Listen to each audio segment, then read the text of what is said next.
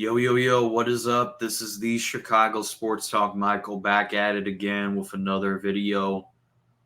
This topic caught my attention for a little bit because I was sitting around thinking about it. Like I was in because I'm in college right now. So I was just sitting in the cafeteria and just eating my food and just thinking to myself, has because there's been a lot of YouTubers that have been reported inside the facility that the Chicago Bears believe that Justin Fields has turned is something in the making. Like this is something in the making that's going to continue on.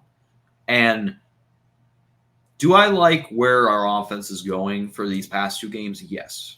I think this is something good going because I have a feeling like Justin Fields has gotten a lot better.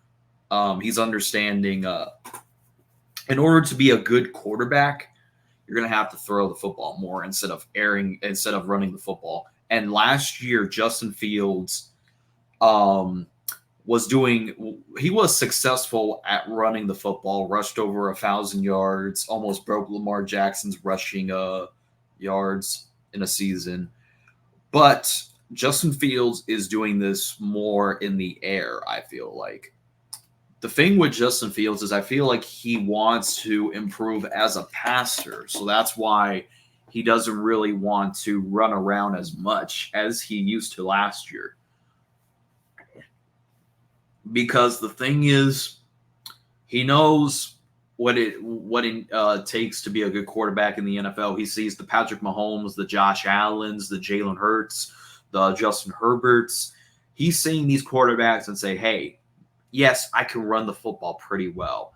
Yes, I can do that. But am I going to get a huge contract because of it? No. The thing is, if you're going to be a good quarterback, you're going to have to do two things. One, use your legs to extend plays and look for guys down the field. And that's what Justin is good at. Like I said, I've followed Justin since he was drafted. All right. Even before he was drafted, and I looked at his tape. Okay, guys, I looked at tape. Okay, I've been studying tape more than ever. Like I've been up all night just thinking about it because, like I said, hey, I'm looking at the Commanders game and the Broncos game for that matter, and says, hey, if this guy has enough protection for a long time, like the offensive line has not been the best, but they have been picking it up the past two games. So you're just sitting there and you're like, hey, if you give Justin Fields a good pocket, he can deliver because he has like I love when people say, "Oh, he's getting carried by DJ Moore." Well, no shit. The reason why we traded for DJ Moore was to help Justin Fields' development as a passer. Like I said, it was good to cut dead weight for Chase Claypool. Like I said, it is what it is. What happened with the Chase Claypool situation? For how it plays out, it's just like I feel like this year is going to prove a lot. Is Justin Fields their guy going forward? Even if they go 9-8 and barely make the playoffs or miss the playoffs, I feel like this season is going to be if Justin Fields is their guy going forward. Now they could do what the Detroit Lions did and make it run and almost make the playoffs, and that'll just make myself feel happy. But the thing is, with how this is looking, I feel like these next few games for the Bears are very winnable games. You got the Vikings who do not have Justin Jefferson. You got the Raiders. You got the Chargers. You got the Saints. You got the Panthers. All those are winnable games before, mind you, before the Lions game, which is their toughest competition at so far during the schedule. Like I said, at the end of the day, it gets, like I said, this is something in the making.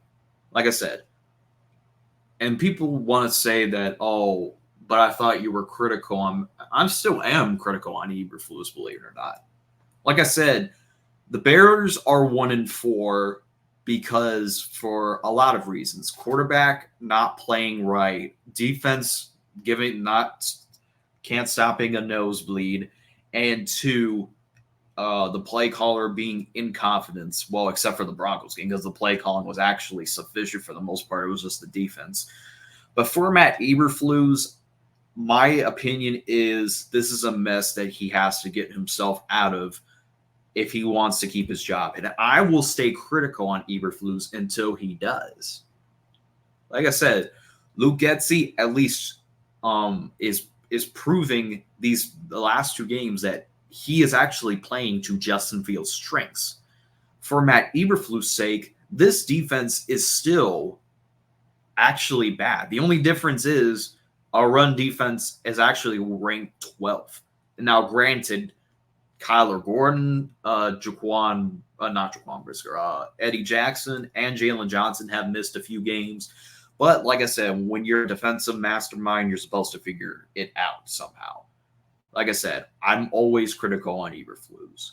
And yes, I wanted him fired after the 0-4 start. I get it, but I feel like the short week was a huge part of the reason why he wasn't fired. Like I said, could Eberflus change it? He could. I'm not saying he can't, but like I said, I'm keeping my expectations low on Eberflus at the moment. Like I said, he has to prove otherwise. As for Justin Fields, I've always said this. He's a talented quarterback. No ifs, ands, or buts about it. Justin Fields is very talented by no means necessarily.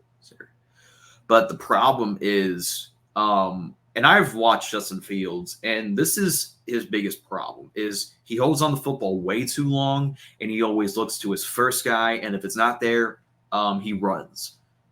So my thing is, if DJ Moore gets eventually covered, because the Justin Fields and DJ Moore connection is already going very well, and they're on pace to break multiple Chicago Bears records. When teams start doubling up DJ Moore more often, it's going to get others open, like Darnell Mooney, Equanimeous St. Brown, Tyler Scott, Velus Jones Jr. Like, you see how much Cole Kmet, Robert Tonyan, Mercedes Lewis, like these, when DJ Moore gets covered, it's going to open up other options to get open. And Darnell Mooney, who is a good number 2 receiver, and it's proven because he received over 1,000 yards as a wide receiver 2 behind Allen Robinson. And you got Tyler Scott, who I believe is who's a good slot receiver and pretty much can take any short passes to the house. So you're looking at this, and this offense is actually like I said, the stats prove it. The Bears offense actually is doing well for the first time in a while. Like, the last time I saw an offense score much points as a Chicago Bears team was 2013, where the Bears, at the time when they had Mark Trestman, they had a top 5 scoring offense. Only difference was their defense was bad enough. But the thing is, the Bears have a chance. Regardless if people want to believe it or not, the Bears have a chance. Because this is their easiest stretch on the schedule to get something going. Like I said, they have until the Lions game to win against the Vikings, Raiders, Chargers, Saints, and Panthers. And the Chargers game is a little bit intriguing to me, because that's probably going to be a trap game, I believe, because we're traveling to LA. Also the Saints game, because even though I feel like Derek Carr can't put up much points, that Saints defense is still something not to be scared. Like, you have to just think, the Saints defense is actually good this year. It's just their offense hasn't been productive for the most part. Like I said, the Chicago Bears have believed Justin Fields, and I know Justin Fields has turned it around. And I believe he is the Chicago Bears franchise quarterback for now. Like I said, I will always believe. Like I said, when he plays good, I praise him. When he plays bad, I call him out on it. Like I said, I have been critical on Fields. Always have, always will. I know his strengths and I know his weaknesses. And it looks like he went back, watched film, knows his mistakes. Boom, boom, boom. Back-to-back games, 4 passing touchdowns. And he's going up against the Minnesota Vikings defense. No scary defense right there. So that's it. That's all for today's video. Let me know what you guys think in the comment section down below. As always, thanks for watching. Bear down.